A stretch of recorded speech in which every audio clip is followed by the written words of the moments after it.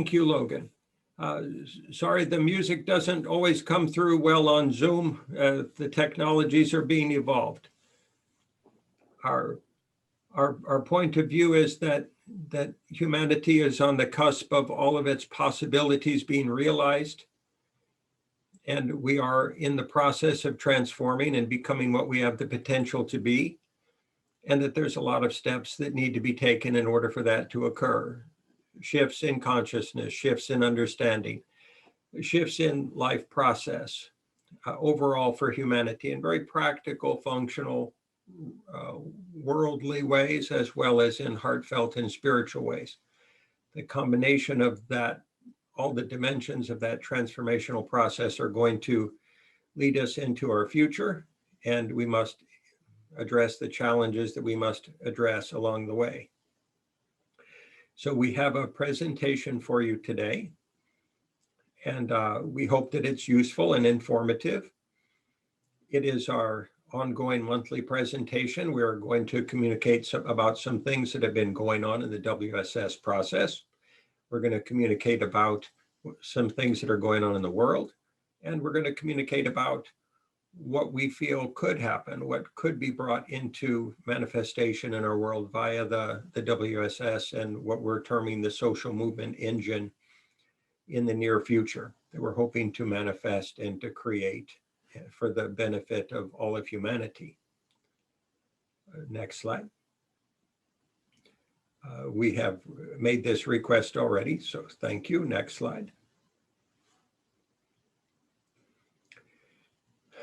We perceive humanity to be a united whole, as a species, as a community of souls that truly is, recognized or not, united, if not yet fully in mind and in heart. We have the potential to be so.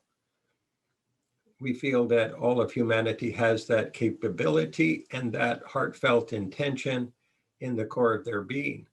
That's a spark that hopefully will be able to be fanned on an ongoing basis in order to bring about peaceful, harmonious world process in the near future, and simultaneously empower us all to work to deal with things such as climate change, COVID-19, pollution, war, disunity in all of its forms, including competition.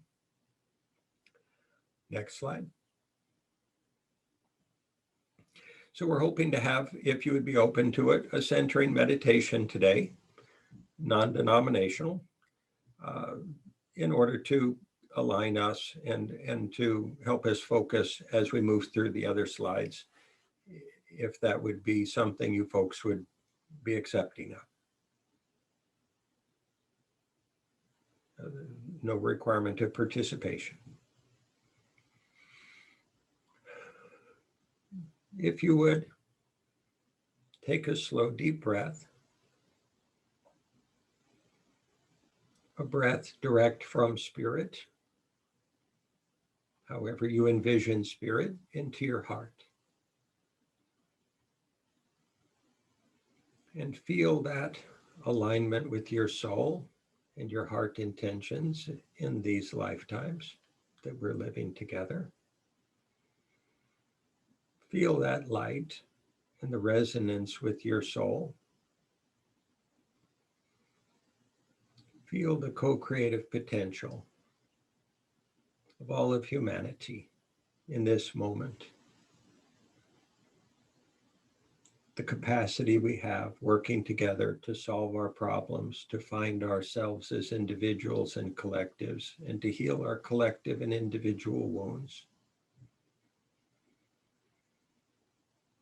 All of that possibility can be found in that single breath, in resonance with your soul process.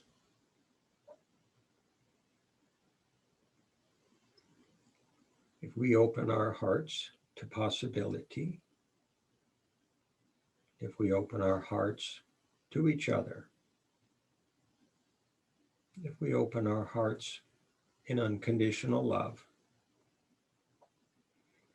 everything becomes possible. Everything becomes realizable. And we all get to recognize how important we are in the process and validate each other.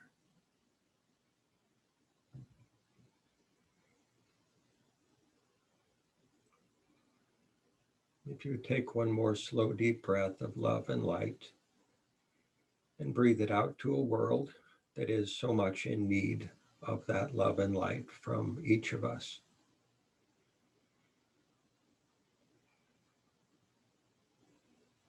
In hopes that we can brighten up our collective futures.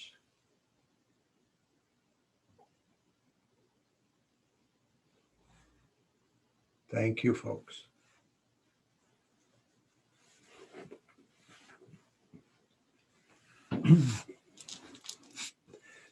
So we'd like to give a brief history of where we've been and how we arrived here. We started out with a plan and a process, a design, if you will, for collective effort,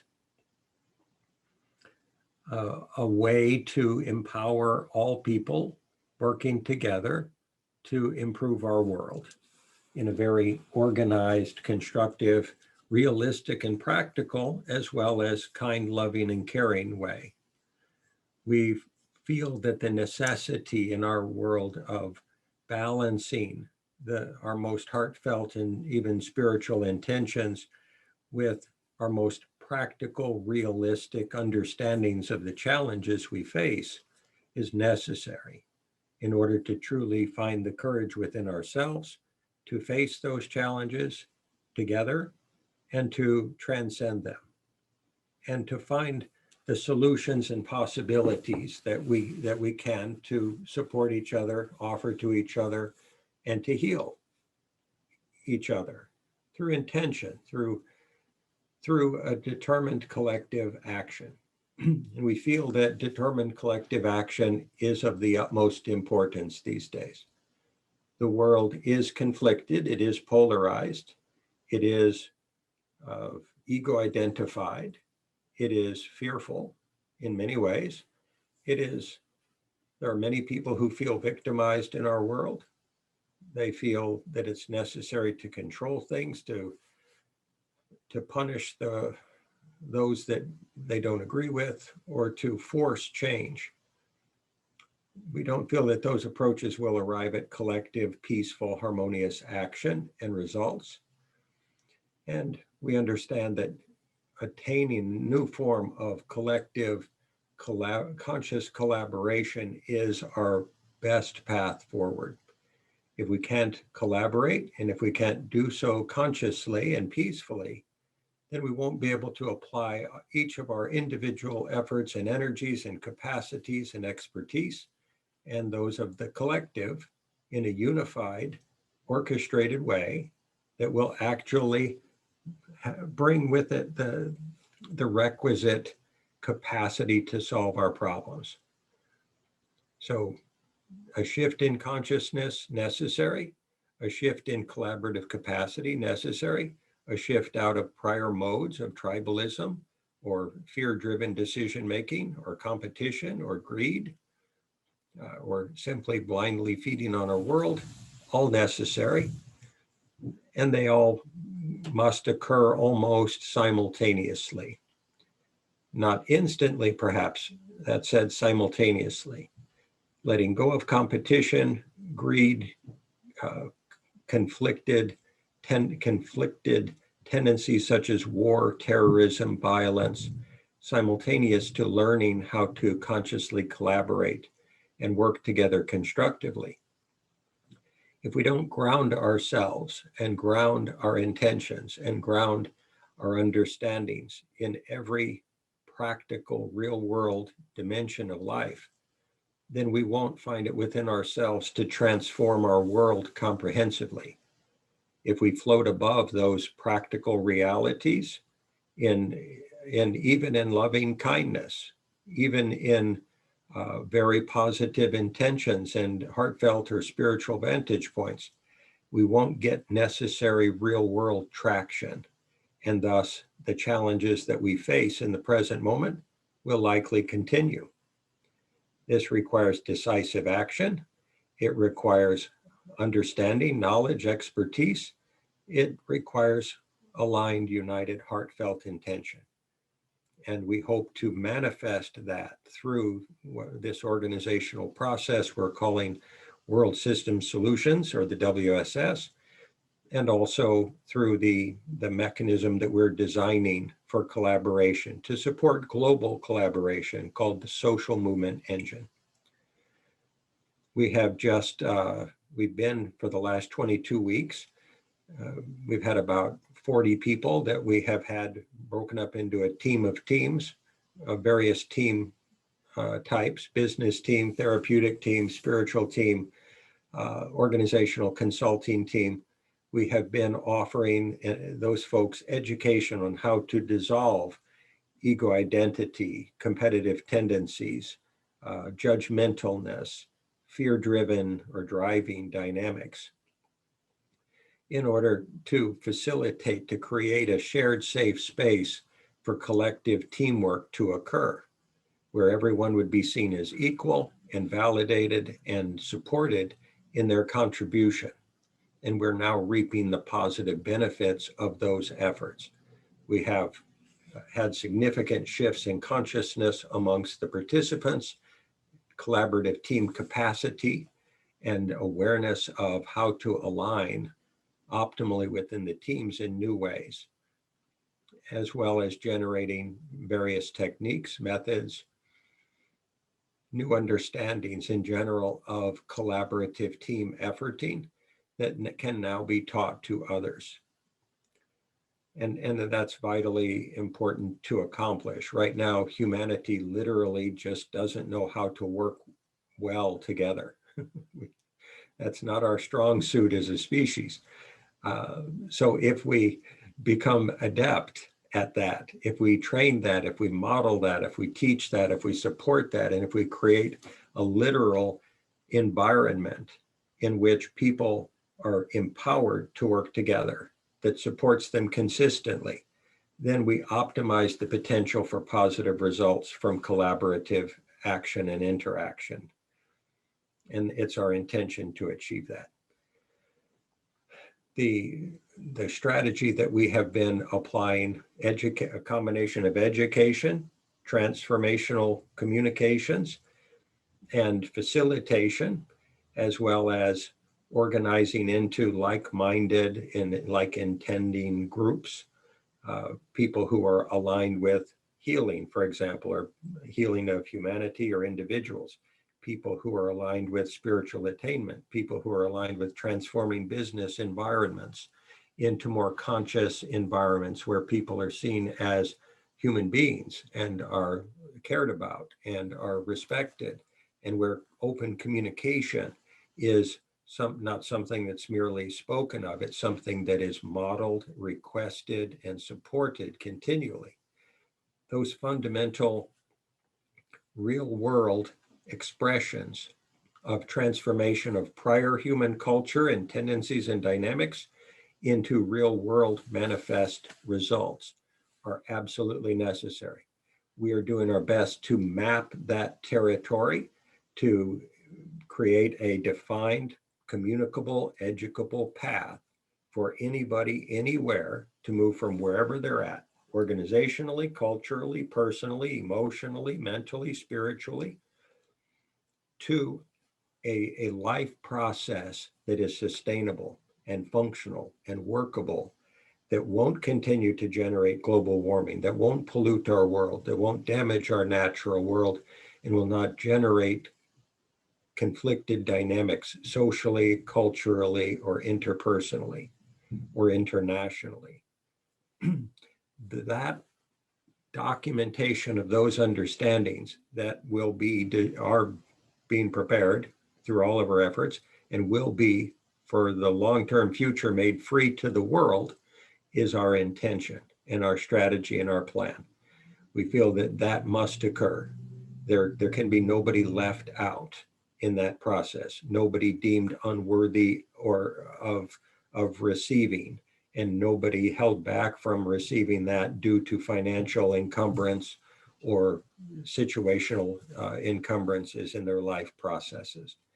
I mean, if to anybody who's in need of learning how they can affect the world in a positive way, we want to give them a path to do so, and also give them a technological infrastructure that will help them organize, mobilize, align, and effectively change themselves, their communities, and the world.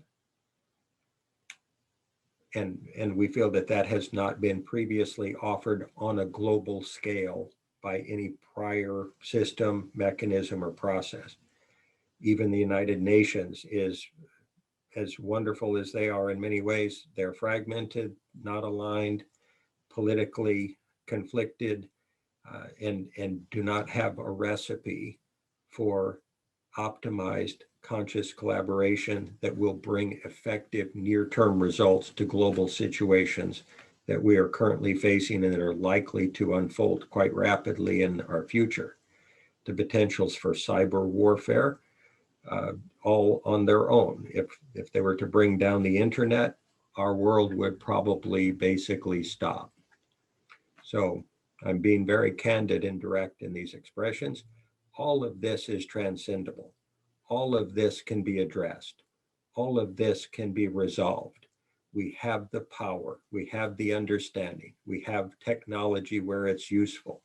We have the capacity to hold aligned intention to affect these results. The alternative would be to do more of the same, and we feel that doing more of the same is likely to be problematic for everybody. We love everyone. We have absolute respect and acceptance of everyone's value in the world. We want to help every single human being equally forever. And that's our approach, and we hope that it's an acceptable one. Next slide. So we're here today to connect and share our intentions to serve humanity with you folks. We ask nothing, we expect nothing. This is just a communication. If it's received, bless your hearts, we love you for it. If it is not resonant, we understand. We respect your sovereign free will capacity to discern for yourself that which serves you optimally, and that which serves those you love and care about and the world. We're only operating as messengers and facilitators. We're trying to communicate some ideas, some concepts, some potential, some possibilities. We hope that what we communicate will benefit your lives. We're building a conscious community and a model of conscious community that is rapidly evolvable, that of attainment of accelerated consciousness within collectives. It's fantastic that many people in our world are quite conscious. We have not had a mechanism or process that has adequately arrived at yet consciousness on a global scale. And that's not a failure on anybody's part, and it's not a criticism of the past. It's a statement of a near-term necessity. Our process is based on building a global collaboration platform and a new form of conscious collaboration and of uniting humanity via a social network, online social network, that will produce solutions to the world's large-scale problems within the time available, within the resources available, and in ways that are acceptable to global populations. We kindly request that you receive and interpret everything that we say today in this light, and only through these heartfelt intentions. We have no judgment, as we said, of the human process. We could not be today having this conversation on these topics had all of the history of humanity not evolved just as it has. There are no steps on the ladder of consciousness that were not necessary. There are no bad guys or girls in this picture. There are no wrong people. There are only opportunities for learning, healing, unification, and attainment of transcendent consciousness, and thus peace and harmony and possibility for all of us. Next slide. Without precondition, our choice and intention is to live and take constructive global action now from self-sovereign, willful, focused, and sustained determination. Courageous acceptance of our current global realities and challenges, not shying away from them, not being overwhelmed by them, recognizing them, accepting them, and then moving forward constructively. We want to operate from grounded practicality and possibility thinking. We want to operate from unconditional love, compassion, kindness, empathy, understanding, and caring.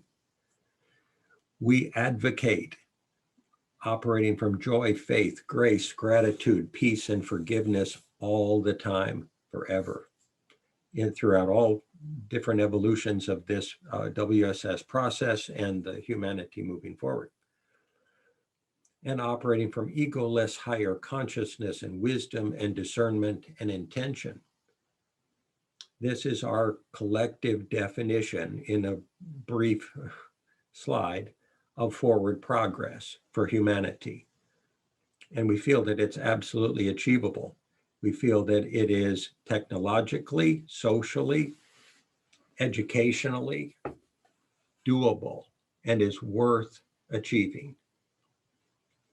Next slide. This is one of my favorite slides. It's a metaphor for humanity.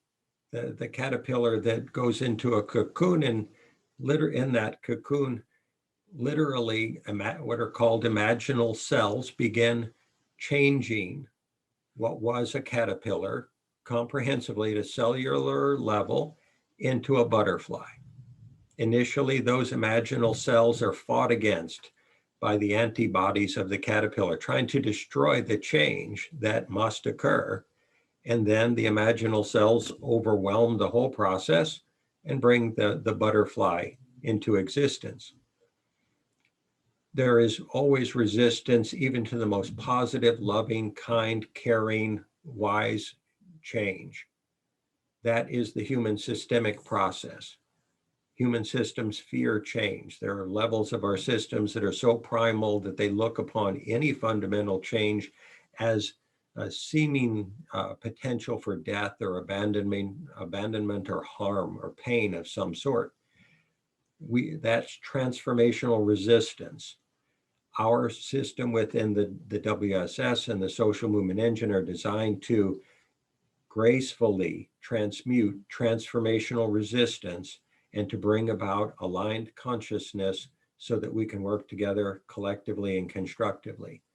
A new form of conscious collaboration that takes into account all dimensions of the human process and harmonizes them in such a way through the application of every individual's free will. They choose to move forward as they choose, when, where, how, and why they choose, to participate, to collaborate, to serve, and to bring constructive transformational change to our world. Next slide. So this slide, this is a Roman aqueduct, a couple of thousand years old. That aqueduct, or some of these aqueducts, were originally lined with lead, a very practical way of ensuring you had a watertight seal so that would carry water from point to point. Lead poisons people. Lead leached into the water that the Roman populations then drank. That lead in the water can cause mental deficiencies in children and in poisons adults. They chose to cease using lead once they realized that. In our world today, where we flush medicines and chemicals down toilets and into the oceans and into our freshwater tables every day. And then we don't filter them. We're incapable of filtering out those chemicals, and then we drink them. Our children drink them. Future generations of our children will also drink that same water. In 2,000 years, we have not yet learned this one lesson as a collective. Don't poison yourselves through your actions. Don't poison your communities through your choices. The question is there an innate learning disability within humanity that doesn't allow us to collectively learn in unison, in concert, in orchestrated process that is so deep, so foundational, so profound in its effect that it renders us incapable, up until now, in the past, of evolving as conscious individuals, groups, and as a species in ways that are healthy? That is a challenge for all of humanity. Right now, there are, if we have this correctly, some things called PFAs or PFOAs. There's a movie called Dark Waters that's just been made, starring a gentleman named Mark Ruffalo, that talks about these forever chemicals. There are about 9,000 of them now. 600 of them are in use in the United States, which means that they're gonna go into the water tables one way or another. They don't get destroyed over time. They remain in the water cycle that moves through each of us. They're cancer causing, according to that movie. These chemicals have been understood by scientists, at least at this moment, to literally now be in every living being on the planet. They cause at least 5 or 6 different kinds of cancer. They're associated with things like Teflon pans that are endemic in our world. They still have not been outlawed. They still have not been taken off the market. Just new versions that don't fall into the latest legal processes that would otherwise make them illegal. The for-profit organizations based on profit motives are finding ways around the legal system, as far as we understand, and poisoning the population intentionally or unintentionally, ignorantly or unconsciously. Whatever the reason, it really doesn't matter. If that's the result, if we're allowing that as a collective, as governments, as a species, and that's just one thing we're doing, how much must we change in our understanding, in our collective learning process, if we want to be able to govern and manage ourselves in healthy ways as a species collective in the future, as our technology continues to accelerate far beyond any capacity that we have governmentally and legally to govern its expression in our world. So a question that we would ask for you folks, whether it's in vocal response or in the chat, if you would point to 1 or 10 methods or technologies or solutions that have been developed or are being developed right now that you're aware of that have the potential to solve most of just our current world problems and to transform humanity and its currently non-sustainable process comprehensively. The floor is open. I will repeat that. If you folks feel comfortable discussing this single topic, do you know of 1 or more technologies or solutions or processes or ways of solving problems that have been communicated through any means in our world that have the true potential to solve most of our current world problems, whether it's global warming or climate change, whether it's pollution, whether it's COVID-19, whether it's war? Are there any technologies currently on the books that are likely to solve any or all of these issues, and to transform human consciousness, decision-making processes in practical ways to bring about a sustainable life process for all of humanity? John, I think one of the items that we're faced with is glyphosates around the world with GMOs, and that's an ongoing worldwide problem. And I think there's advocates that have been working that countries, 55 countries have banned them, but it's an ongoing process. And we're still ongoing working to create more awareness to mothers, families of the medical issues as well as the environment issues. So I think that's a big challenge that we're facing with around the world. That's hurting our environment and our food sources and our bodies. Thank you. And we would totally agree with what you're saying. Does it make sense that if the, and I apologize, I'm not being judgmental in this, I'm describing what I perceive to be a species level process. If we look at the competitive capitalistic process of organizations as seeking ever more profit, ever more market share, ruthlessly, as almost the addiction of a crack addict in our world, at what point is the crack addict approach going to quit making new technologies, new chemicals, and tossing them into the world? Well, I think ongoing, it's awareness and letting people know how detrimental it is, and that we still have to let our politicians know, and not have people put in place that are pushing things through like this. It's an ongoing challenge. Hey, John, it's Amiris. I hear what you're saying, and I don't think that those beings that are crack addicts for profit and so forth are ever going to change. It's up to us to make them change or make their processes illegal. For me, an example is just the problem with plastic.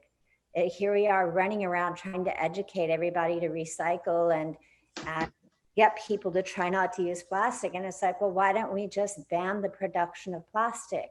And the answer is because the greed has infiltrated our governments, and the governments aren't acting on our best interests. The solutions are there, but they're not being acted upon. And so there's many small pockets and groups of people everywhere doing their best, but they're not united. And a lot of information needs to go out there. As somebody who was living in Central America for a while, unbelievable to take a boat through the canals of Panama and see the horrid amount of trash lining the waterways there due to lack of understanding and education. So I don't think we can rely on our governments. I think we're going to have to come together and do it ourselves. Or, I would love to think our governments and powers of the world would transform like overnight and actually work in our best interest. But I think it's really going to be us that forms a way to educate, come together, and hold those accountable. Corporate responsibility. Well, and I think, Logan, to Logan's point, if there's an answer that you're seeking in this conversation, there isn't currently something that pools all of what's happening globally in terms of what's already readily out there with definitive information on what's happening within these systems. So yes, regarding the information, there's no place pooling the information. It's kind of like saying we have exacting data on a census of people, in each state. No, we don't have definitive information regarding that. But what we do have is a lot of organizations attacking pieces of the problems, and a need for a reconciliation of all of those organizations' data to work collaboratively on the macro and not get down to the micro.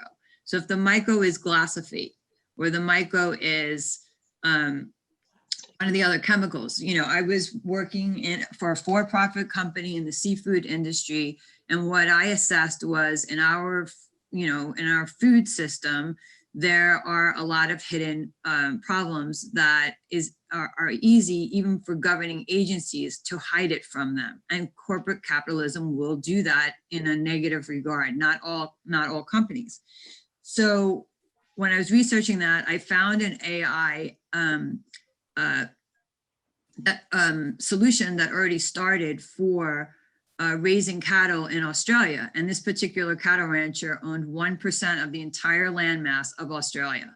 And so what they did was they researched the raising of the animal based on, so biomass to disease and mortality to processing of the meat down to the UPC code of the consumer being able to buy that meat and understand where that meat came from and its entire supply chain. And so when we talk about the environmental issues like plastics in the ocean, because this is very much has to do with fisheries on land, there are groups already studying the 5 gyres. It's not, right? It's not a novel idea. There's already a lot of people really trying to attack that problem. And there's blue and green, it's a monetary system based on the like blue and green and based on the environment, is basically trying to get corporations to invest in the programs that are a part of the solution. So let's say they're conscious capitalists. And I guess being able to marry all of that and then getting the players to agree to it is something that's not happening today. It's like the UN of, you know, of wellness, of consciousness, of,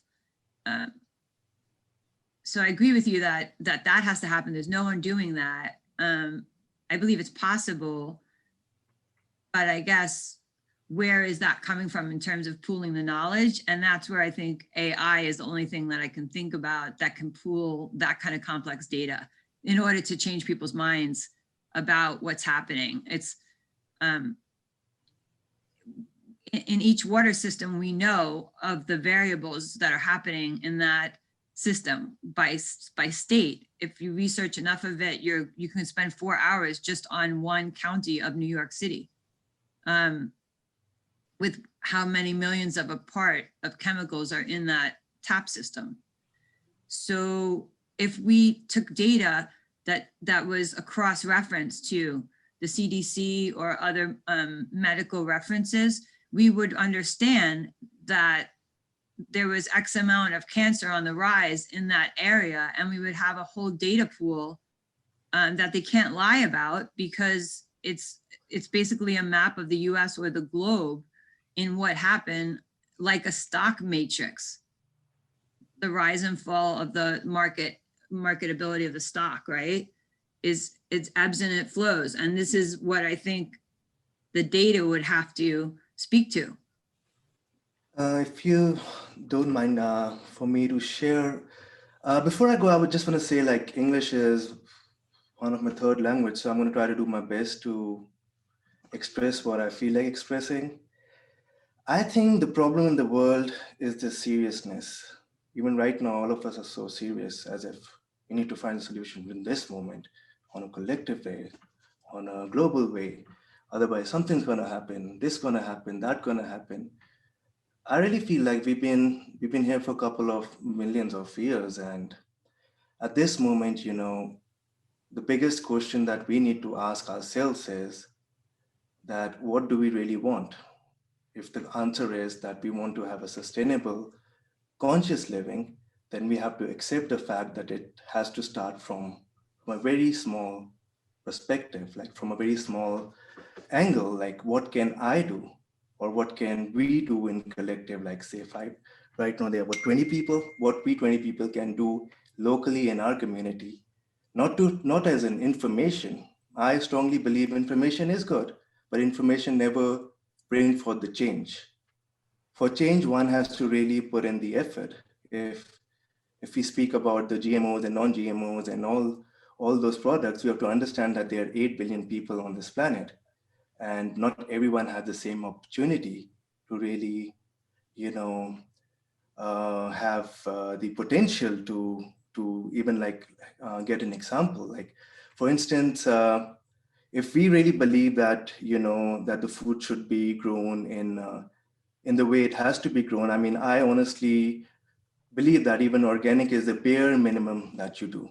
That's the bare minimum standards. But as locally, if we have land, we can start growing our own food and start understanding what it takes to grow food. And from that perspective, try to understand like how many people can we sustain without growing. Likewise with water, if water is even the Teflon that we speak of, the skillets that we cook in has a layer of that. There are other cookwares like it's made up of ceramic. If you use ceramic cookware, it does not release any toxic. Then they're the safest one to use. To in a way, start using those basic things like how we were earlier living in the villages 200 to 300 years before. So the basic ideology is like, I don't think if the problem in the world is seriousness, why did we go to war? Why do we have governments? Why do we have this? Why do we have it? Because we all want to be serious and put our point across. Whereas it's practically impossible. 8 billion humans, 8 billion perception, and 8 billion ways of looking at life. So when you speak about creating a global effect, first you have to create it within you, be an example, rather than like anyone can write down about things. What are we doing?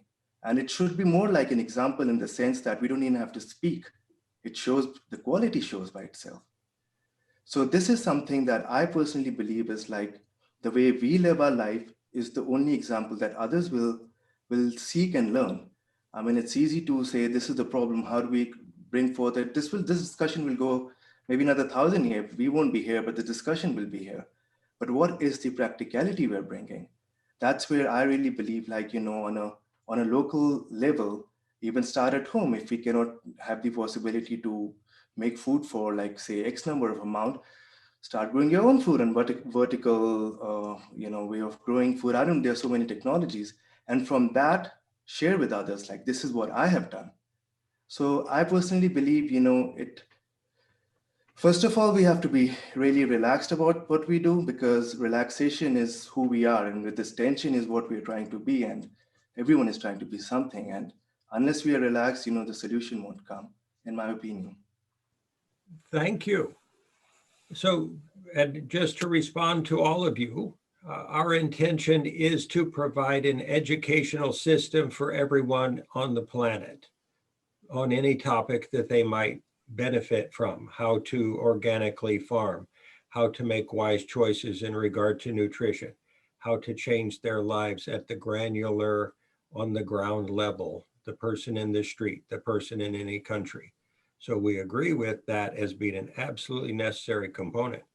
We're going to show the organizational process and design, which allows anybody anywhere that has access to either a computer, a cell phone, or any other means of communication to communicate the issues that they're dealing with, the problems that they're facing in their personal culture, their personal town, anywhere in the world, and to collect that information and to be able to align understandings of those problems, those issues in ways that will empower individuals at every level of society, as individuals, as groups, as collectives, as nations, to work together in ever more organized ways.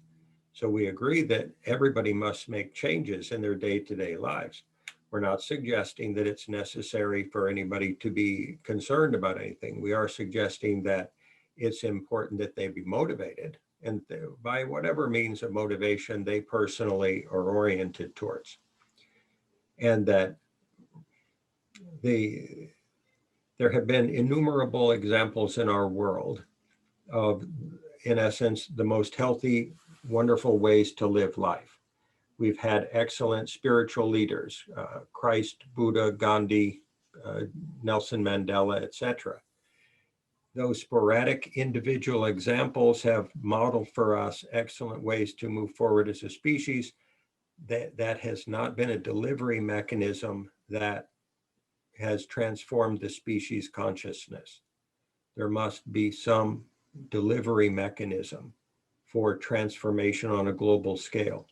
Our current method of people living lives and suffering and making decisions that don't pan out well for them because they don't have access to either knowledge, resources, modeled understandings of how they could live life, etc. They continue to make the same unwise choices over and over again.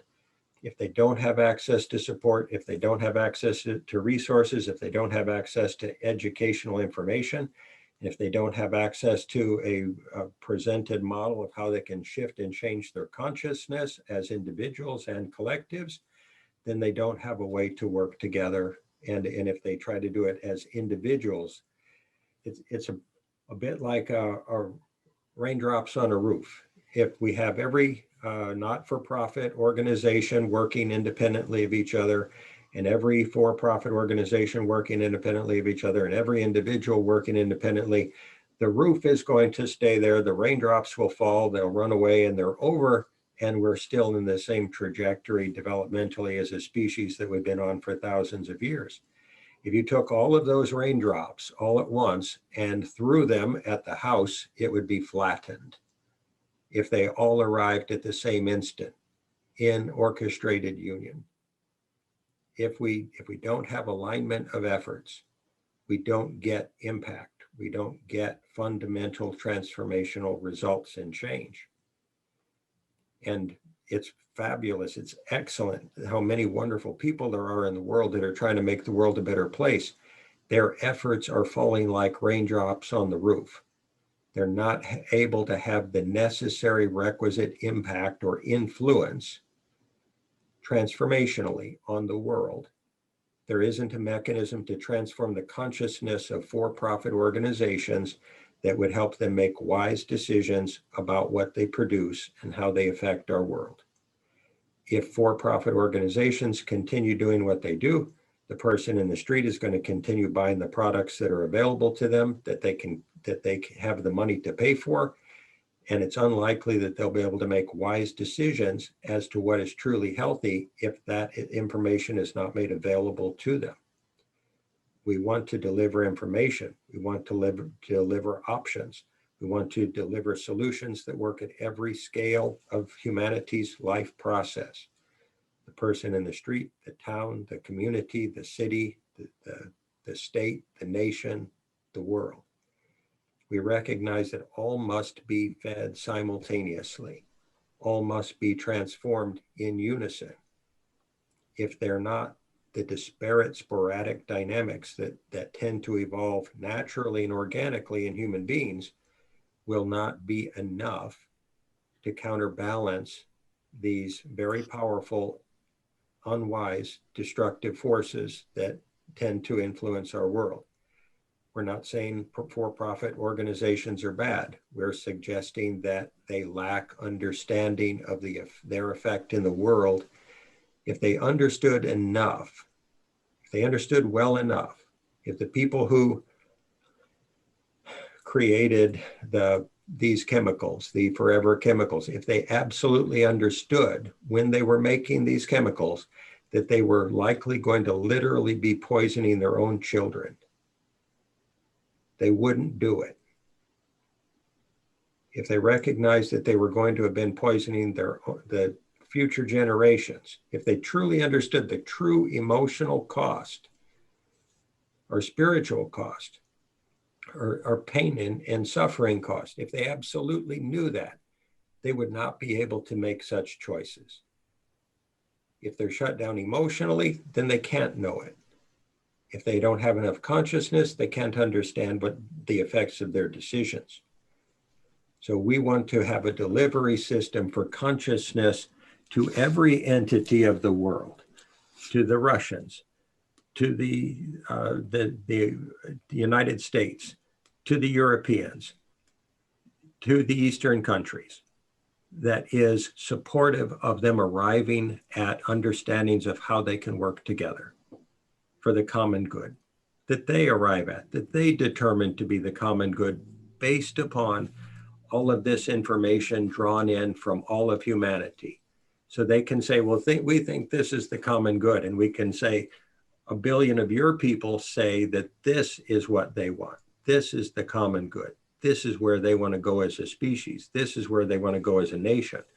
Why is there a difference in perspective? Thank you, John. This is really beautiful what you have shared. It's really beautiful. Like, I mean, like you said that, you know, the people who created these chemicals or if they would have known, they would have done it for your kids. If they have that thoughtfulness, or if they would have been then open, it's true that definitely they wouldn't have. But the point is they are not open. And so is the world that we live in today. Look at all the leaders, look at all the government, look at all the corporation. They are closed off, and it's easy to say you are closed off, and, you know, like, but the message that we want to deliver, it has to be, you know, like, in a way that, you know, we share the message so brilliantly that it is coming from a place of love. Because one thing is sure, I mean, I've sailed a lot in my life. I've been to many countries. I've been to China, I've been to Russia. I've met so many people in this world.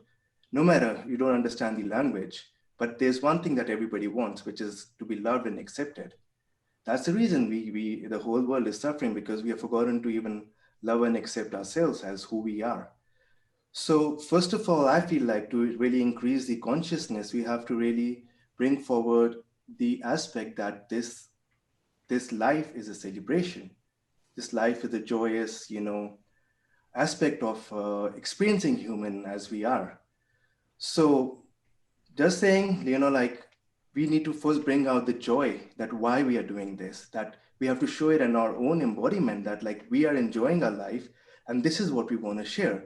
Because rules and regulations, you know, it's really, really hard. I mean, they have all figured it out in a way that what works, what doesn't work, how does the masses, you know, are going to be taught, how the masses are going to be educated. So I really feel like the aspect of where we really need to bring forward is the aspect of enjoyment, the aspect of joy, the aspect of really acceptance, and increasing the consciousness first within.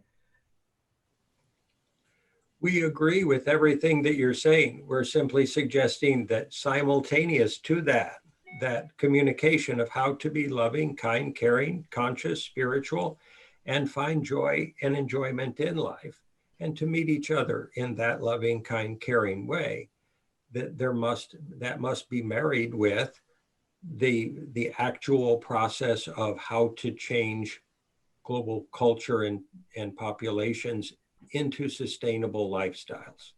We have a residence. So can we go to the next slide? Oh, please. Well, I'm really moved by your presentation, and I'm at the other end of life now, but most of my life I work with a nonprofit with ideals and energies and thoughts that are so familiar. And we could only do so much at that time, the 60s, 70s, or 80s. And there's so much more knowledge.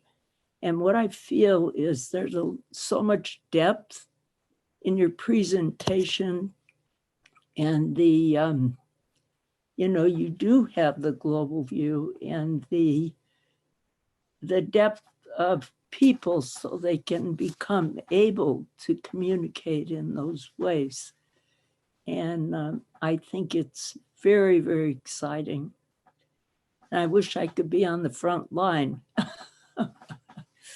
So it's really beautiful, and I think it's what's needed. But I really appreciate the depth of the thinking, and it's always, you know, the personal dimension is really, really critical, which you are working with too. So thank you for that. Thank you. Very kindly spoken. And you are on the front line. You're here today. Right. We're right. John, one last comment before you do that slide. What I'm feeling downloaded to share is this beautiful marriage that the WSS is presenting to the world, which is between, like Shiv was explaining, this beautiful acceptance and love that we find within ourselves to meet the world, with practical action steps to unify the world through that love and acceptance, through that understanding that is really the contagion on the planet that exists, that there is such a lack of that. And that the WSS is saying through love, through understanding, through compassion, through also taking those, like really gathering the information and gathering the world's perspective and the world's, like, what are the global issues that we can unify on and say, wow, like this doesn't just exist in this community, it exists in this community. And this is, and oh my gosh, this is like a global look at this. Like, let's gather this information, and not to judge it, not to hate it, not to fear it, to meet it with, here we are. Okay, what can we do to help?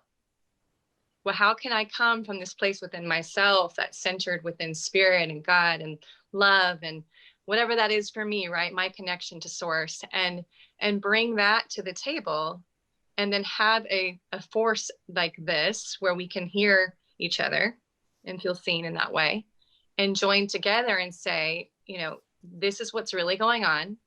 I'm not going to put my head in the sand, and that we can help this larger global experience of what's happening. It's, you know, one soul is so brilliantly powerful, and that has been forgotten on a plane as a whole, and on Earth, that we are so powerful just as one, and that this cause has the ability to lend voices to those, to the voice of humanity, right? To give voice to humanity, and that we can unify in that voice.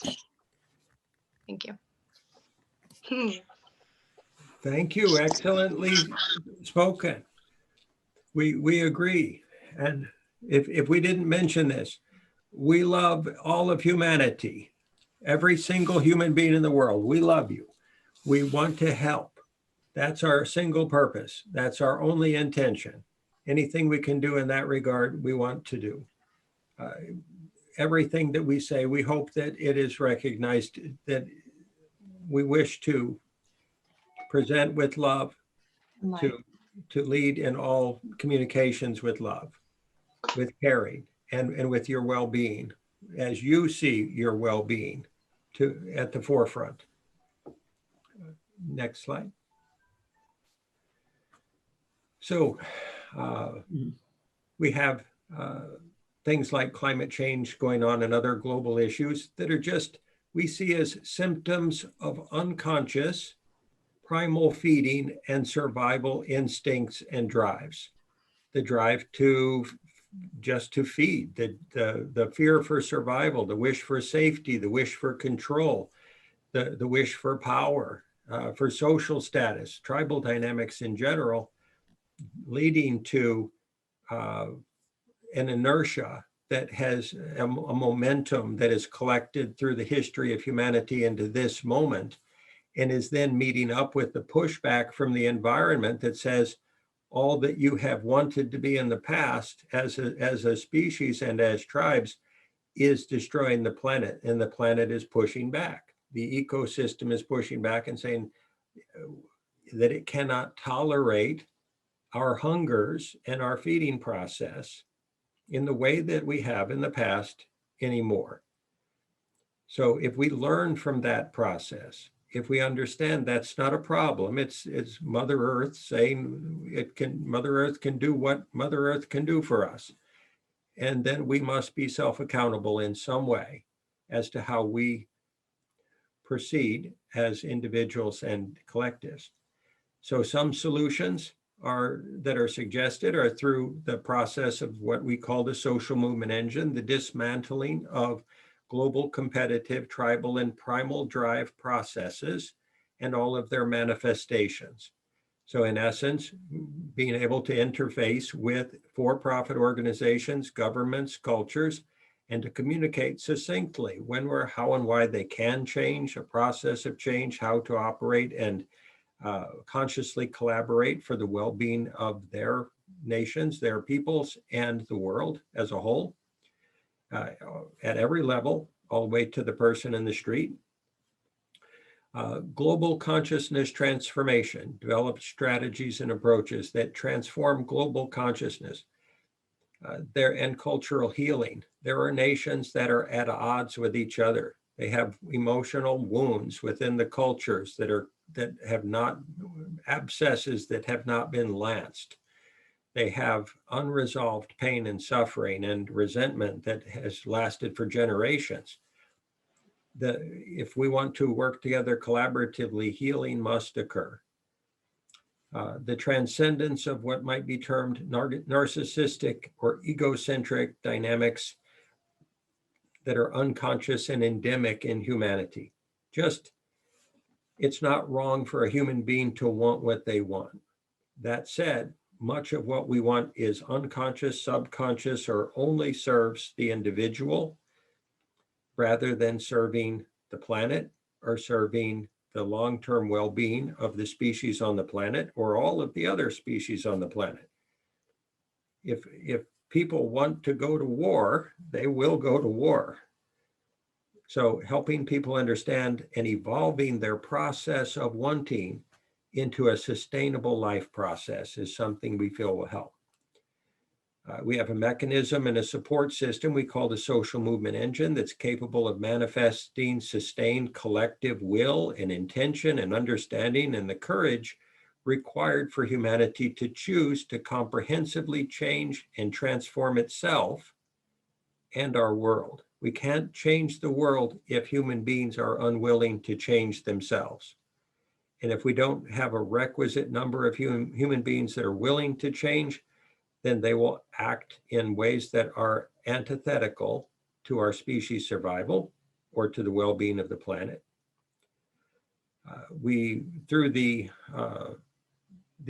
Another of our solutions is redefining what might be termed all currently perceived global problems, not as problems, as transformable processes and as systems that can be shifted, solved, balanced, harmonized, reconciled, brought to peace, brought to equanimity, brought to harmony and balance.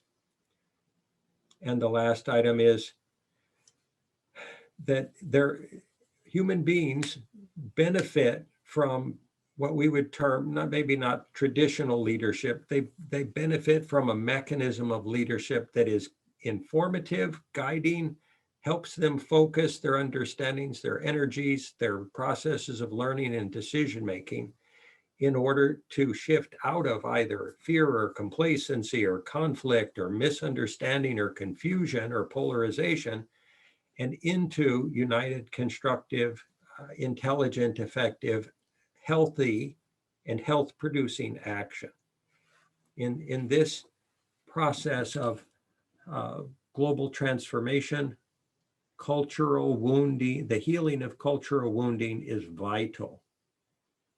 If people don't know that they matter, if they don't understand that somebody loves them and cares, if they don't understand that there's somebody, some group, some segment of the population of humanity that wants to serve their well-being, to reduce their pain and suffering, to enhance the quality of their life, to help them leave behind the unresolved wounding and pain of the past and embrace a new possible future.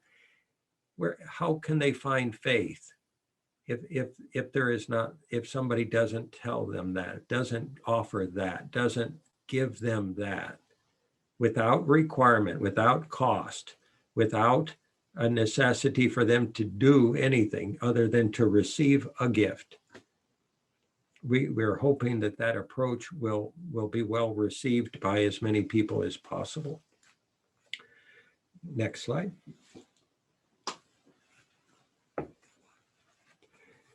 So what we're hoping to do at scale, at a global scale, is the resolution of pain, problems, pre-existing traditional competitive tendencies, fear, resolution of fear, stress, anxiety, worry, judgmentalness, to communicate how people can live without those burdensome dynamics, personal and social. And thus they can find their joy, their happiness. They can find their soul's highest expression co-creatively with each other. Human beings often make decisions from fear without even recognizing that they're afraid when they make the decision. They may look at it as being streetwise or being smart or being discerning or being wise in some way as to the challenging dynamics of the world. And where it's really, if we drill down all the way to the bottom line, it's fear of not being able to love each other and themselves and trust each other and trust themselves and accept each other and accept themselves. If they have mechanisms by which they can transcend their fear, process it out, release it, let it go, then all of the negative emotional domino effects that inhibit our capacity to love, such as judgmentalness, which is all driven by fear, punishing tendencies, victim, perpetrator, rescuer dynamics, hatred. Hatred is just a the most intense manifestation, perhaps, of unresolved fear, trying to use destroying another as a mechanism of controlling them in order to keep oneself or the people we care about safe from them. Hatred itself is not a bad thing. It's not a wrong. It is a fear reaction that's biological and energetic and emotional. And if we recognize it as such, without condemnation, without judgment, if we can't hate fear away, we can't hate hatred away, we can't judge and punish or control wounds, in emotional wounds that people carry away. We can heal them. We can support them. We can love them. We can facilitate them into consciousness and into loving themselves and each other. If there is a mechanism, a system, a process, and enough infrastructure to support that result within individuals and groups. So our approach is education, distribution of knowledge, methods, techniques, solutions of all kinds, whether it's meditative techniques, whether it's there's a wide variety of therapeutic techniques for healing emotional pain, whether it's technological solutions, whether it's simply making resources available, fresh food, fresh, clean water, enough energy to run a light bulb in a person's home so that their kids can read and study at night. And these are very fundamental things, and they make absolute differences in people's lives. And having a delivery system for all of that, a comprehensive delivery system that serves all of humanity equally, is vital. We suggest achieving this through a variety of learning methods and learning models that we're developing and evolving now. We're learning within our team of teams in the WSS to work together. And that method, that process, we're documenting within ourselves and our teams. That process is teachable. It can be offered to other people. We can say, we were here and we went through these steps to get to this result of positive conscious collaboration, unconditional love, non-judgmental interaction, constructive, effective, efficient solutions creation. We have that recipe. We can manifest that in the world. We can offer that for free to anybody in any cultural or organizational environment. That's necessary. If people don't have that, then they're going to fall back on conflict or competition or fear or safety and control strategies or judgmentalness or power dynamics or base greed and status or power seeking. If they have another way, a healthy way presented that's a complete solution, then they can find it within themselves to change. Then they can feel safe enough to apply themselves, their time and their energies to bring about that necessary change within themselves, their organizations, and their communities. So multidimensional learning is key and core to this process. As a core element of the social movement engine, transdisciplinary learning, bringing experts from every field together so that they can share information to create solutions that are multidimensional solutions, that are whole solutions, that don't just deal with one facet of a problem. They don't solve one local problem, they solve 10 problems. They don't just solve problems, they transform the life process of humanity so that we don't generate the problems to begin with. If we can offer those antidotes to traditional life process and package them in ways that are receivable and understandable and appreciable by whoever receives them with absolute unconditional love and for free, then perhaps people will take them up. Perhaps they will try them. Perhaps they'll implement them. And if part of that process is how they can work together for their common good, their self-recognized common good, they'll see the benefit. And so that communication, that capacity to reach them is absolutely one of, if not our highest priority, a very high priority in this process. To meet people where they are, to speak the language they speak, to reach them in their hearts, to reach them in what's important to them, so that they can see the reason for change, so they can find it within themselves to find the courage and determination to change. Next slide. So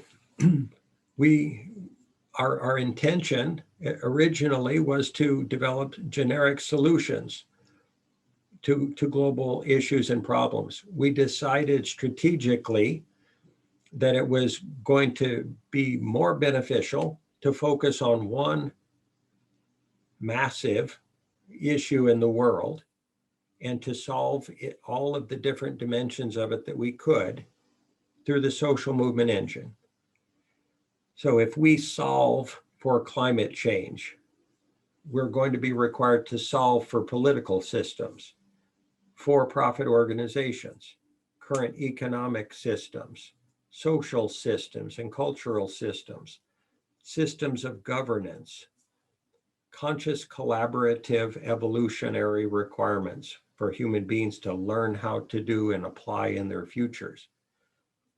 By focusing on this single global issue, we will be empowered to take on virtually any problem that humanity has dealt with in the past that has led to climate change or global warming.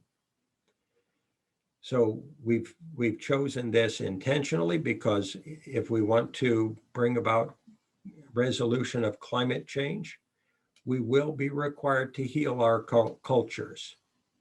We will be required to have transdisciplinary workshops to develop strategies for solving world problems together. We have already gone through a workshop to address the flooding issues in Bangladesh. Bangladesh is a country that is most at risk, more than most other countries in terms of global warming. Based on current understanding, science, if people accept that as a useful mechanism of understanding, Bangladesh in the near future will be flooded. It will be underwater. The surrounding countries are building walls to keep the Bangladeshis in Bangladesh. Once the flooding starts, they don't currently have a way out. The world has pumped $30 billion into Bangladesh to increase its economic process to increase its technology, etc. That said, as far as we understand, none of that's going to change the result. So are the other nations feeding on Bangladesh prior to its dissolution as a natural result of climate change, or are they actually trying to do something to help these people? One of our suggestions is to develop a migration policy that's graceful to help Bangladeshis move to other countries, give them education, help them understand the countries they're going to move into, the culture and political processes of those nations, help those receiving nations understand the Bangladeshis so there's a smooth cultural transition. Plan the process, prepare for it, rather than investing more into a country that will inevitably be as underwater. Rather than denying the problem, rather than trying to distract from the problem or the issue, face it and spend money wisely in service to these folks and in service to the rest of humanity. If Bangladesh floods in the future and people do escape from it and they move into other countries without preparation, without planning, without a migration strategy, how many people are going to die? How much conflict will there be? How much detrimental economic impact in the countries they move into? We've seen this already from Syrian refugees and other nations that have climate refugees. If there is no pre-planning, if there is no larger broad strategy, and there's no mechanism for logistical management of these kinds of transforming dynamics in our world, more people will suffer. Just COVID-19 all by itself has decimated the economies of our world. It's not destroyed them. It's cost America close to $10 trillion. One illness, one virus that's now got 2 or 3 mutations that vaccines may not work on, apparently, at least not effectively. If we do not plan for our future, if we don't have a delivery mechanism for things like vaccines, if we don't have a delivery mechanism for global solutions that we design and build today in the time we have available, with the technology that's available, with the information and knowledge and understanding that is right now available to humanity. This is our window. This is the moment of possibility. If we tarry, if we hesitate, if we allow the problems to accumulate and bit by bit tear apart our economies, tear apart the potential for us to work together as a collective global community, if we don't take action, if we don't recognize the cumulative nature of these many different issues that are simultaneously affecting us and deal with them simultaneously, then we have the potential to be overwhelmed. We're hoping to take orchestrated action to proactively address these. A piecemeal approach or a fragmented approach cannot address these issues. Organization and mobilization now will. Next slide. So we wish to inspire humanity to move forward together, to consciously organize and mobilize at global scale, to prioritize taking action effectively in a timely manner at a necessary scale, and to do so above and beyond all of the current distractions and dramas and narratives and conflicted priorities that are keeping us from operating and working together. We're suggesting that now is the time to throw away fears and polarization and competition. And it's now time to take organized global collective action. This is a rallying cry for that to occur. To begin. Next slide. The global transformational shift we feel can be brought about by this diagram of items. We have artificial intelligence already in some forms. It will simply evolve very rapidly in the near future. If we leverage it, it can answer all sorts of problems that we could not answer for ourselves in the past. We have the internet, we have smartphones, we have all sorts of excellent technologies and computer technologies. And that process of applying those technologies is part of the solution. We must also evolve traditional systems of governance, leadership, government institutions, political systems, judicial systems, educational systems, economic systems, and via the will of the people, via what people want and what they understand is necessary.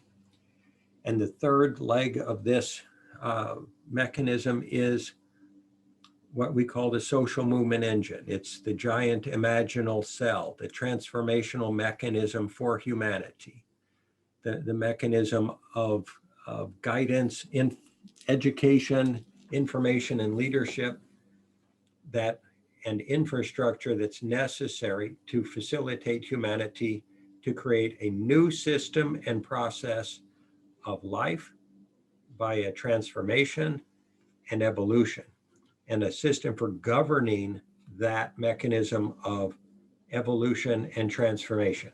If there is no overarching process, if there is no sheet of music for everyone to sing to, so to speak, if there is no collective plan and that's been thought out, that has been shown to be effective, then we'll continue to operate in unilateral ways, non-aligned ways, non-collaborative ways. There's a spark that moves across the human heart. I believe it's called the sinus rhythm. It takes all the billions of cells of the heart and tells them, it gives them a rhythm that they can beat to that will pump blood through the system. If your heart goes into fibrillations and those cells beat at a non-orchestrated rate, no blood is pumped. That's our current moment of human evolution. We need a sinus rhythm, a mechanism by which people can be brought into orchestrated, united effort for well understood goals that serve all of humanity. Next slide. So, our solution strategy, a delivery system and mechanism for global education and solutions development, cultural healing, new transformational social technologies, literally technologies designed to transform humanity.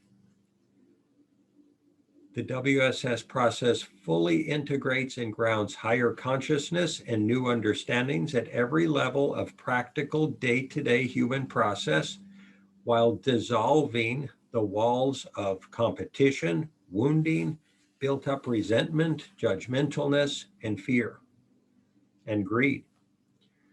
We're apolitical, unbiased, non-denominational, non-dogmatic, united, aligned, and constructively and practically and positively intentional. We are here to help. Our intention and hope is to unite humanity now and to evolve human consciousness into healthy, constructive, common purpose. The WSS system is a catalyst for world transformation and a defined and communicable healthy way forward for all human beings. It closes the gap between higher consciousness, the higher, best aspects of, and most loving aspects of humanity, and the practical real world experience of life of human beings, and the natural world. It closes those gaps of action and understanding and decision making and integrates them so that we can work together in ways that don't damage the world and don't damage each other, and create a foundational possibility for future generations to enjoy a healthy life. Next slide. We have some folks that have been participative in the WSS and social movement engine process. we're hoping to have them just communicate their insights, understandings, and experiences and hope that that would be helpful to this conversation.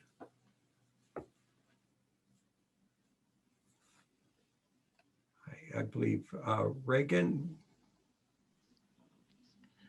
I'm here. Hi.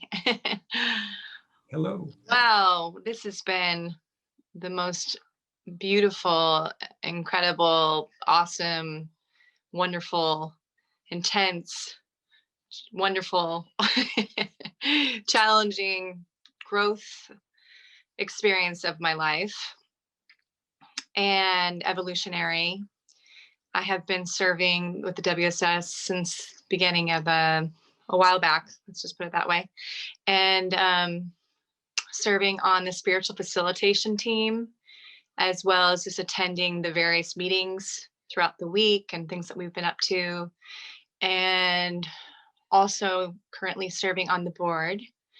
And I can only express my deepest honor to be a part of the WSS. I'm one of those souls that deeply appreciates and cares about serving and helping this world. I've done that in different capacities throughout this life. And this is probably the first time I feel that there's this deep, profound sense of serving in a way that is not disjuncted. I've done, building spiritual community, different things I've done. And I feel like there's this ability for my voice as a soul and not as a ego. Sometimes that's definitely so as well. The ego wants to express and till we dissolve more of that out of our system. And it's been this incredible opportunity to serve and in a large scale. And that experience has been ultra fulfilling. It's my favorite thing to get on a meeting. I love to be able to share in my whatever wisdom to bring forward, whatever courage I have to be vulnerable to share the challenge of clearing my own system to be present and available as much as possible to serve with the WSS, because I believe that the WSS has available to anyone and everyone a unique opportunity to do just that. It has the ability to touch your heart so deeply that in itself to serve with the WSS is healing in whatever capacity of whatever you do with it. It is, as far as I can see, this sacred crucible of not only being able to express one's potential, one's power, and to step into limitless possibility as a soul, as well as to expand within oneself and with others. And that is, I believe, at least this is a truth that I stand by, which is that we as humans are meant to be in relationship and we care deeply about each other. And I think that based on our past history, it has not always been so light. We come from a dominant, more patriarchal history, thousands of years of somewhat darkness in some ways. And this is a life where we have an opportunity to really step up together, and because there are those resources available. We do have a voice more now. We do have AI. We do have these tools to share our voice. And we are coming from a wounded past where that felt like that wasn't possible. And that if we did share, what would that maybe even cause? Perhaps at some point, maybe you would even be persecuted for that, or even murdered for sharing your voice in this way.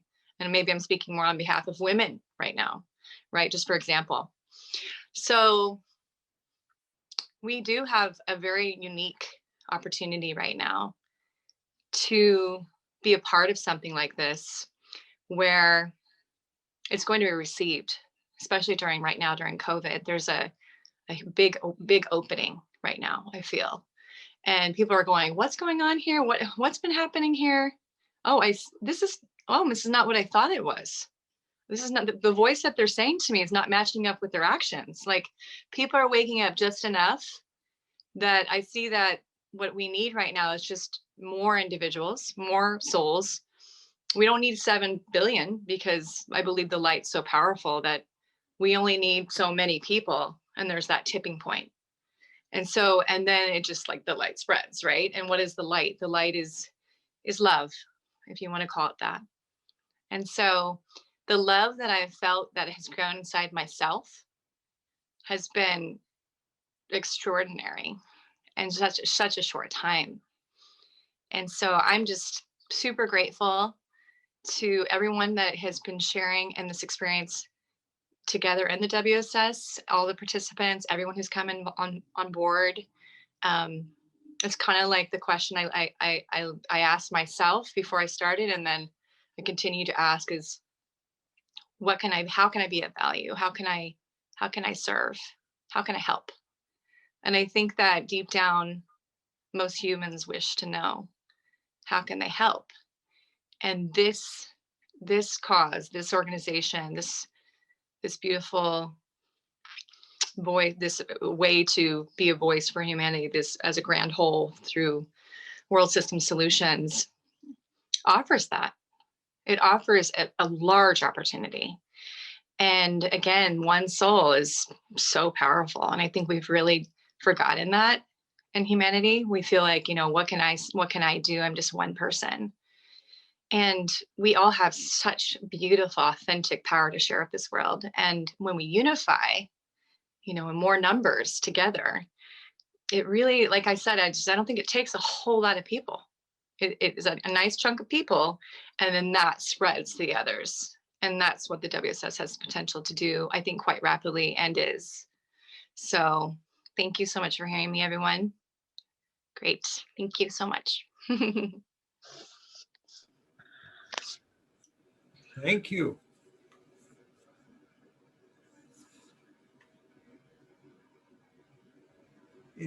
I apologize. I think Reagan's the only commenter today. I said I would. Please, Laura. I'm 59, married, have a child. I live on the West Coast, and I've also been involved in a lot of organizations to better the world. And I would say the thing that really has rocked my world in a positive way in the WSS is the power of intention.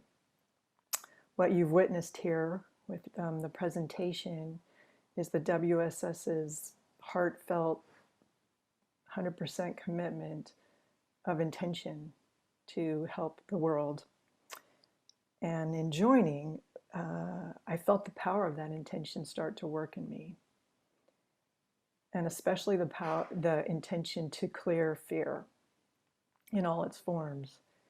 And some of the presentation talked about how every judgment really can come from fear. And it doesn't, and it's interesting because I think initially I had to really let that, there's a longer explanation that has to do with safety and survival. We judge the things that don't feel right, which can feel dangerous to a more subconscious part of our system. And this insight began to work on me. And the more it did, the more I saw how judgment set up barriers in my life towards myself and towards others. And I wouldn't say that the process was easy in uprooting that. And I'm sure there's still more to go. That said, the amount of joy, compassion, broader perspective, clarity, and perception that I feel now is so much stronger. So I felt like just joining in this organization with the commitment and aligning my intention with the organization was life transforming. And I would say the biggest result is that I no longer have fear about whatever comes up. Like this morning I could feel some stuff coming up around the issues that's happening in the world of finance and how the hedge funds are being taken down by this little Reddit group. And I thought, wow, there's some taproot there. There's some energy feeding right there. And I love that my mind doesn't justify it anymore and doesn't let it just pass, that there's a process that I've learned here with my colleagues Reagan being one of them, to really be accountable for everything I feel. And what I found is that when I do that, there's more joy and more capacity. And I think I'll leave it at that and just say I'm really, really grateful for what's happened here. I just wanted to say something as well. Reagan, thank you for inviting me to this heartfelt intention. I've always had a feeling that collaborating with organizations is really important, especially now. So I think what you're launching, John, is amazing and beautiful. Everything that you put out on the internet that I've reviewed today is just, I think it's doable. And I think with resources and collaborating with worldwide organizations, this can be done. And it can wake up a lot of people, and it can be shared with a lot of people. And it's along a venue that I've been personally, challenging on how to accomplish something like this. But just by putting it in my everyday practice of divine order, and manifesting that, this needs to come together. It's beautiful to see what you've created and how you're putting it together. And I think oneness and universal love and light is so key and important right now. So thank you. Thank you. Very, very eloquently spoken and much appreciated. Thank you. Well, so I believe we have about 15 or 16 more minutes of the presentation. Would it be okay to continue with a little more information? I know it's been a lot. Next slide.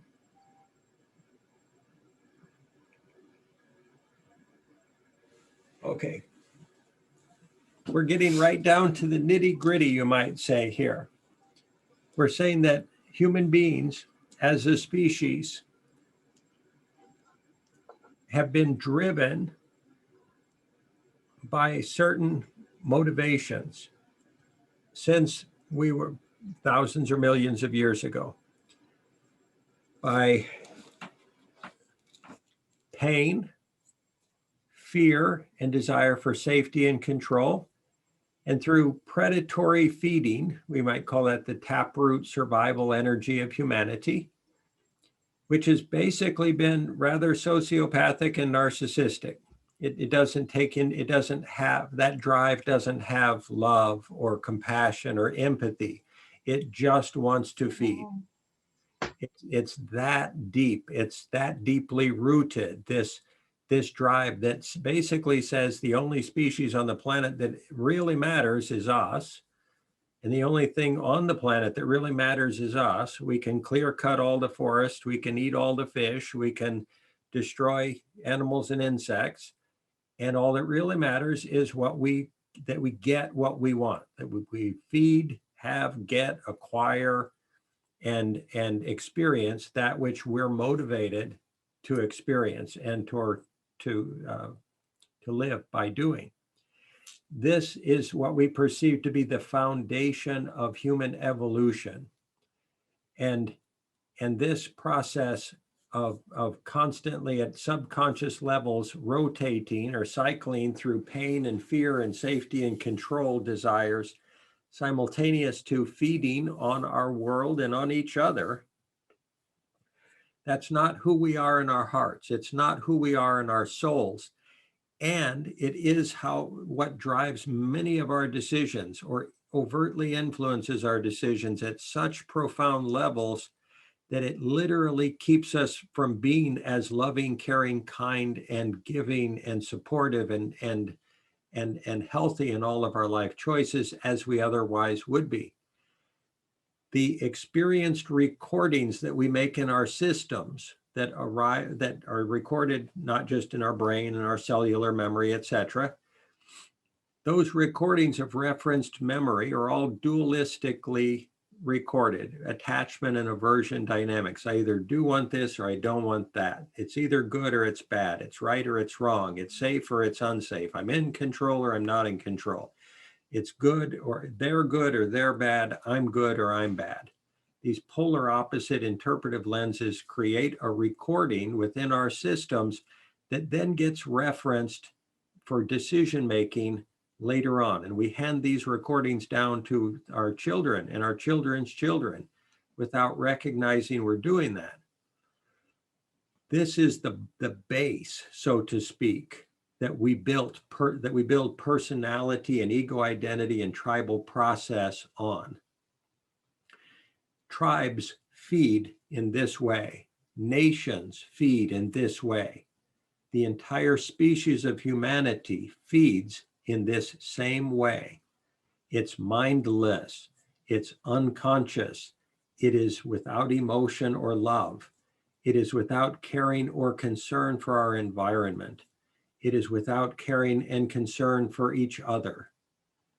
This foundation which has kept us alive as a species and allowed us to battle our way through the slings and arrows of our ecosystem up until this moment, which has brought us to this moment of having this conversation about how to transcend this survival drive, is what is killing us. This diagram is what is destroying our world and our species. It's a set of training wheels. It was never wrong. We could not be here. We could not have succeeded as a species had we not had this driving mechanism to motivate us and to drive our decisions in a certain direction. Like training wheels on a bicycle, they serve a purpose until they don't serve a purpose anymore. Then you take them off and you can ride the bicycle much better without them. We can no longer afford the cost of this developmental evolutionary mechanism and model and process of evolution. As a species, our planet cannot afford the cost of this continuing mindlessly, unconsciously, egoically. Our species cannot afford the cost. We don't have the resources to continue this whole mechanism. The planet cannot continue to survive well, and all of its species cannot survive well if we operate in this way. This is what drives us getting what we want. How many people say, I want this or I want that, or I don't want this or I do want that?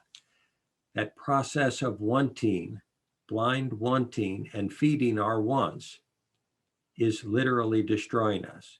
If we do not learn to manage it, not to suppress it, not to vilify it, not to judge it, not to hate it, not to fear it, if we don't learn to transmute it and heal it and transcend the effects of fear and desire for safety and control, the aversion to pain, and that we project and imagine could occur in the future. If we don't transcend our own predatory and opportunistic survival drives, if we don't have a way, a path, a process that is defined and educable and communicable, we will continue to do what we've done in the past, and thus we'll get more of the same in the future. Next slide. So there's the next level. This is within the human system. Above that very primal basic level, we get into what might be termed the foundation of the personality and the ego identity. That then it operates from the fear of pain, the imagining of the future of what life would be if we were in pain. To even imagine ourselves to be harmed or wounded or endangered in the future, or to imagine that to occur for anyone we love, literally creates an emotional pain. That imagination all by itself causes pain that we then try to avoid. It's not a real pain. It's not something that has to happen. We imagine that it could happen. we make decisions as if it could happen, as if it were reality in the present moment, and we feel that pain quite viscerally. And it's imagined pain. So the process of imagining negative future possibilities in and of itself creates more of this feeding process and more of this accumulation process. And we can see it in the COVID response. If somebody tells you that there's going to be a run on toilet paper or on paper towels or on fresh water, what do people do? They imagine that that's going to occur. They go and empty the shelves, and then there's nothing left for anybody else. That's how deep this process runs in humanity. And we magnify that which we fear. We generalize that which we fear based upon our prior recordings of emotional wounds. So our fear of death in all of its potential forms, the fear of ending of relationships, the fear of ending of good conditions in our present moment, that those are all forms of death that the ego perceives, and the fear of abandonment in all of its forms, by a broken relationship or not being accepted by tribe, not being validated in our workspace, not being feeling accepted or loved as we are as a human being unconditionally in any relationship or social interaction. Those fears drive our decision making foundationally, and they keep us from being conscious. The WSS process is designed to facilitate the transcendence of all of these very primal, unconscious, subconscious tendencies and habits, individual and social habits and cultural habits, so that we can learn to collaborate consciously, not out of fear, not out of projection, not out of imagination, and not out of judgmentalness, and not out of misapprehensions of victimhood that we then blame the world for. These two models we've just shown are what keep humanity from being self-accountable. They keep humanity from fundamentally learning not to poison our own water. They keep us from learning how to transform and change and evolve into more conscious states. We have the recipe, we have the antidote, we have the way forward, we have the educational materials, we have the capacity to help anybody in any group, any individual, any culture, any organization to transcend these dynamics. And by doing so, to free themselves and all of humanity to live more graceful, healthy, positive, loving, caring lives. Next slide. So the battle between unrealized, denied, or rationalized fear and love. This is our species' foundational challenge. Conscious love and unrealized, unconscious fear. Without resolution, a gap of understanding in all of humanity that must be closed, that must be transcended. If it is left unresolved, we get division, separation, conflict, ego feeding, self-centered actions, destructive intention and competition, potential species failure. If the gap is closed, we get unified, sustained, peaceful, conscious collaboration, the potential for species success and ecosystem success. We do not require a common enemy to unite us in conscious common purpose. That is an old traditional tribal model that's been used over and over again. In order for it to work in the future, we would have to be against somebody, some other human being or some situation, rather than being for healthy, happy human life process. Next slide. So this is our opportunity. The conditions are optimally favorable now for consciousness to manifest in our species. The WSS has an outlined vision and framework for this approach of how to get there collectively. We've invited you here today because you share these positive intentions. You are all brilliant, motivated, loving, kind, good people, and many of you are subject matter experts in relevant fields. Today's presentation is about bringing more people into alignment with furthering and the development of the social movement engine, and which is a collaboration support platform that can change humanity's currently dangerous course. It supports united, non-competitive, orchestrated application of all available technologies and resources in service to humanity. The SME is a new kind of human culture and a new technology, a new social technology, and a new organizational technology that will allow all of humanity to collaborate in healthy, globally orchestrated ways. We have 3 more minutes. And if we could go to the next slide.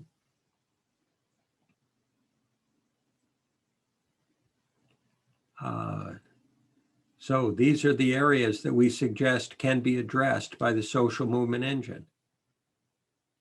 New governance models, collective healing, education, communication, mass global collaboration, equitable distribution of resources and solutions and technology and funds and expertise, tailored implementations of solutions, orchestrated human evolution of consciousness, global transformation, and integration of technology of all kinds, integrated, intelligent convergence of technologies to generate solutions that will solve human problems and regenerate our world, heal our natural world, heal our ecosystems and our cultures.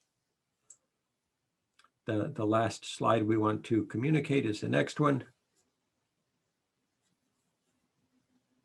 Sorry, the next, there we go.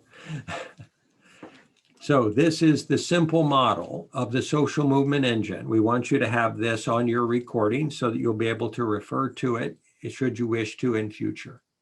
It has 3 levels. The bottom level is steered by votes of all of humanity, saying we want this future for our world. We want this future for our children. We want this future for our country. We see these problems. We have these ideas for resolution of these problems. These are our votes for where we want the world to go in the future. And those can include information provided by not-for-profit organizations, subject matter experts, or any person in the street in any country. All of that information funneled up into the strategy and solutions creation environment where nations and universities and think tanks and research institutions and philanthropists and not-for-profits and subject matter experts come together in a transdisciplinary collaborative environment and work out the answers, define the solutions to the problems, and create solutions strategies. They hand those solutions and solution strategies and plans to the top level here, global strategy and solutions delivery. So this level implements those solutions in the world, in any nation, in any political system, in utilizing the inputs of collaborating corporations, for-profit and not-for-profit. These are implementation experts, project managers, and they're facilitated to optimally collaborate by WSS facilitators, meaning people need information and guidance and support and education on how to optimally collaborate. The WSS is training the folks in-house to be able to do that, to be able to communicate how people can work together in teams, to help them understand in a very granular way that which keeps people from working together peacefully and joyfully and collaboratively and effectively and efficiently, to offer them techniques and methods and ideas of how they can come together and affect positive, constructive results in any cultural venue, any organizational venue, on any problem, on any topic, and to expedite the implementation of those solutions in any cultural environment. That's our goal. That's what we're training for. That's what we're preparing for. That's what we're designing technological infrastructure for, and what we're designing organizational process and support staff for. We've just incorporated, we're in the process of planning out the hiring of transdisciplinary team participants and modeling a global strategy for teams at a distance to work in orchestrated concert with the internal workings of the organization in order to produce all three of these levels as we've described them. It can be done. We can do it. We have the knowledge, the expertise, the intention, the love, the caring, the technology. We have the various dimensions that are necessary to bring it about. All that's required is that we follow through. If we set these intentions and hold to them, the rest of it is just details. So you've been very kind and patient. I've run over again in communicating. I apologize. Thank you, and God bless you all. You're wonderful and very kind to be participative and to offer your thoughts and perspectives and comments. So God bless you. We wish you all the very best and a fantastic day. And it's been great to see you. Thank you. Thank you, thank you, thank you.